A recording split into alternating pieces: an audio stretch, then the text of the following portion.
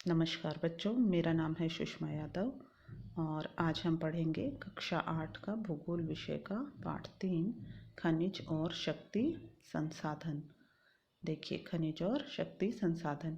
बच्चों, इस पाठ की शुरुआत में ही तुम देख सकते हो कि यहाँ पर एक मशीन लगी हुई है, जेसीबी मशीन, और ये खुदाई कर रही है। एक काला क्षेत्र है, यहाँ से कोयला खोदा जा रहा है। कोयले खदान का ये चित्र है, ट्रकों में भरा जा रहा है इस कोयले को। तो देखते हैं पाठ। किरी सुकांत से मिलने धनबाद के निकट उसके पैतृक स्थान पर जा रही थी। किरी विशाल काले क्षेत्र को देखकर आश्चर्यचकित थी। सुकांत, यह स्थान इतना काला और धूल भरा क्यों है? उसने पूछा। यह कोयला खदान के निकट होने के कारण है। क्या आप वहाँ ट्रकों को देख रही हो? ये सभी खनिज कोयले को ले जा रहे हैं, सुकांत ने उत्तर दिया। खनिज क्या है? किरी पूछती है। सुकांत कहता है, क्या आपने कभी नानबाई को बिस्किट बनाते हुए देखा है? उसमें आटा, दूध, चीनी, कभी कभी अंडे को भी मिलाया जाता है। जब आप पके हुए बिस्कुट खाते हैं तो क्या आप इनके अवयवों को पृथक रूप से देख सकते हैं? जिस प्रकार बिस्किट में मिली हुई कई वस्तुओं को आप नहीं देख सकती हैं, उसी प्रकार इस पृथ्वी पर चट्टानों में कई पदार्थ मिले होते हैं जो खनिज कहलाते हैं। ये खनिज पृथ्वी की चट्टानी प्रपट्टी पर सभी जगह फैले हुए हैं। किरी को समझाया सुकांत ने कि जिस प्रकार बिस्किट में कई चीज़ें मिलाई जाती हैं पर बनने के बाद उसमें वो चीज़ें हमें अलग से दिखाई नहीं देती, इसी प्रकार पृथ्वी भी कई चट्टानों से मिलकर बनी है और इन चट्टानी पदार्थों को हम खनिज कहते हैं। प्राकृतिक रूप से प्राप्त होने वाला पदार्थ जिसका निश्चित रासायनिक संगठन हो वह खनिज कहलाता है। तो खनिज की परिभाषा क्या है? प्राकृतिक रूप से प्राप्त होने वाला पदार्थ जिसका कोई निश्चित रासायनिक संगठन हो वह खनिज है।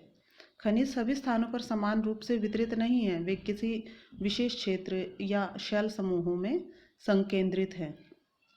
कुछ खनिज ऐसे क्षेत्रों में पाए जाते हैं जो आसानी से अभिगम्य नहीं हैं, जैसे आर्कटिक महासागर संस्तर और अंटार्कटिका। खनिज विभिन्न प्रकार के भूवैज्ञानिक परिवेश में अलग अलग दशाओं में निर्मित होते हैं। वे बिना किसी मानवीय हस्तक्षेप के प्राकृतिक प्रक्रियाओं द्वारा ही निर्मित होते हैं। वे अपने भौतिक गुणों जैसे कि रंग, घनत्व, कठोरता और रासायनिक गुणों यथा विलयता के आधार पर पहचाने जा सकते हैं। अब आगे हम पढ़ेंगे खनिजों के प्रकार। खनिज दो प्रकार के होते हैं बच्चों, भी देखते हैं हम। पृथ्वी पर 3000 से अधिक विभिन्न खनिज हैं।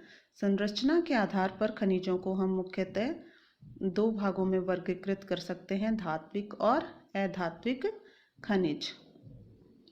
देखिए, खनिज दो भागों में बांटे जा सकते हैं, धात्विक और अधात्विक, जिसमें आगे धात्विक को भी हम दो भागों में बांट सकते हैं, लौह और अलोह खनिज। तो पहले हम देखेंगे धात्विक खनिजों के बारे में। धात्विक खनिजों में धातु कच्चे रूप में होती है। धात्विक कठोर पदार्थ हैं जो ऊष्मा और विद्युत को सुचालित करती हैं और जिनमें द्युति यानी कि चमक होती है। लौह अयस्क, बॉक्साइट, मैग्नीज अयस्क इनके कुछ उदाहरण हैं। धात्विक खनिज लौह या अलोह हो सकते हैं। लौह खनिज जैसे लौह अयस्क, मैग्नीज, क्रोमाइट में लोहा पाया जाता है।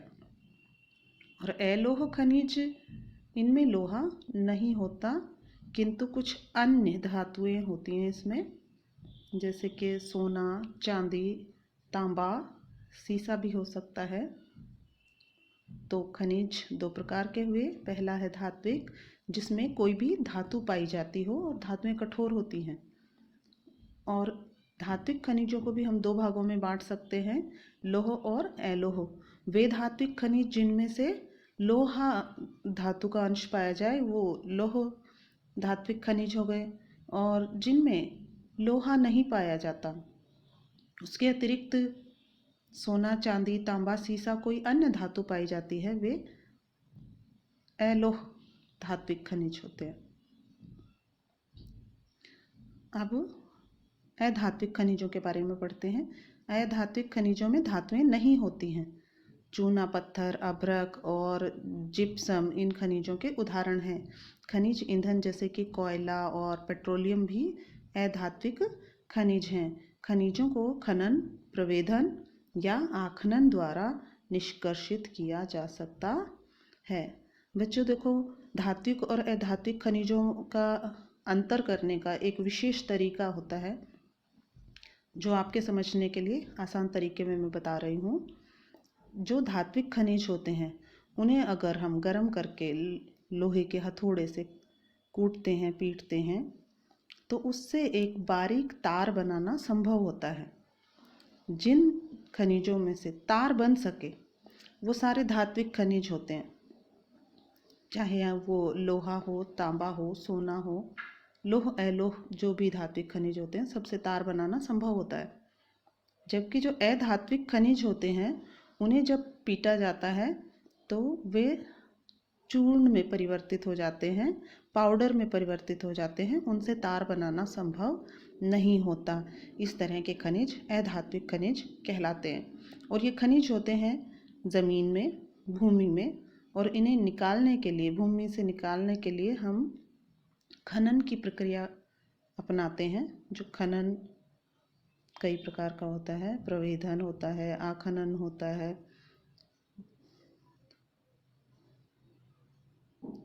देखिए, कोयला है, पेट्रोलियम है, ये सभी अधात्विक खनिज हैं। इन्हें भूमि से निकाला कैसे जाता है? खनिजों के निष्कर्षण के तरीके देखिए, खनन है, प्रवेधन है, आखनन है। खनन को भी हम दो प्रकार में बांट सकते हैं, विवृत खनन और कूपकी खनन। पृथ्वी की सतह के अंदर दबी शैलों से खनिजों को बाहर निकालने की प्रक्रिया खनन कहलाती है। खनिज जो कम गहराई में स्थित हैं वे पृष्ठीय स्तर को हटाकर ही निकाले जा सकते हैं, इसे विवृत खनन कहते हैं।